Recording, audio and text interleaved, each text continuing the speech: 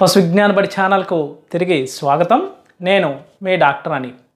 ముందుగా పశు పోషకులందరికీ కూడా కనుమ పండుగ శుభాకాంక్షలు తెలియజేస్తున్నాను. సంక్రాంతి వరుసలో వచ్చేటటువంటి చివరి పండుగను కనుమ పండుగ అంటారు. ఈ కనుమ పండుగనే పశువుల పండుగ అని కూడా అంటారు. కనుమ పండుగ అంటే కేవలం సంవత్సరం పొడుగునా యజమానికి సహాయ సహకారాలు అందించినటువంటి పశుపక్షాదులను ఆరాధించడం, గౌరవించడం అని చాలామంది అనుకుంటుంటారు. అయితే ఈ కనుమ పండుగకును పశువుల ఆరోగ్యానికి ఒక సంబంధం ఉంది. ఆ సంబంధం ఏంటి అనేది ఈరోజు ఈ ప్రత్యేక కథనంలో మనం తెలుసుకుందాం. పూర్వం రోజుల్లో పశు సంపద ఉన్నవారందరూ కనుమ రోజు ప్రొద్దున్నే లేచి సమీపంలో ఉన్న అడవికి వెళ్ళి అక్కడ దొరికే నానా రకాల వనమూలికలు, ఔషధ మొక్కలు, కొన్ని చెట్ల ఆకులు, కొన్ని చెట్ల బెరడులు, కొన్ని చెట్ల పూలు, వేరులు, కాండాలు, గడ్డలు ఇలా చాలా సేకరించేవారు.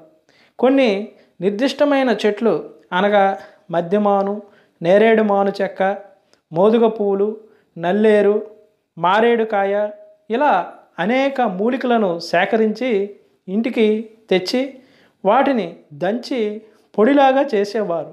దాన్ని ఉప్పు చెక్క అనేవారు. అది అత్యంత ఘాటైన మధురమైన వాసనతో ఉండేది. దానిని పశువులకు తినిపించేవారు.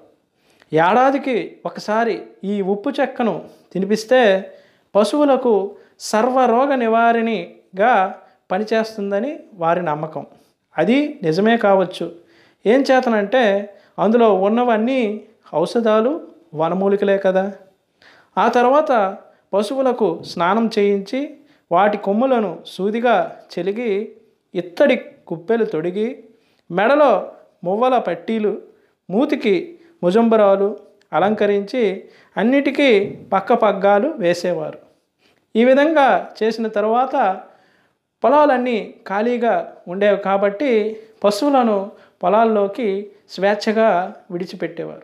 ఈ విధంగా సంవత్సరానికి ఒకసారి చొప్పున ఈ ఉప్పు చెక్క పెట్టి పశువుల ఆరోగ్యాన్ని వారు కాపాడుకునేవారు.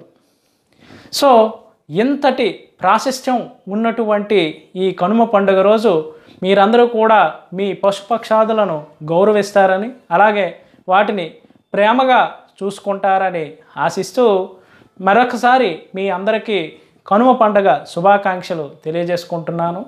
అలాగే ఈ పశు విజ్ఞాన బడి ఛానల్ను ఇంతగా ఆదరిస్తున్నందుకు ప్రతి ఒక్కరికి ధన్యవాదాలు తెలియజేసుకుంటూ మరొక మంచి వీడియోతో మళ్ళీ మీ ముందుకు రావడం జరుగుతుంది. అంతవరకు సెలవు. నమస్తే.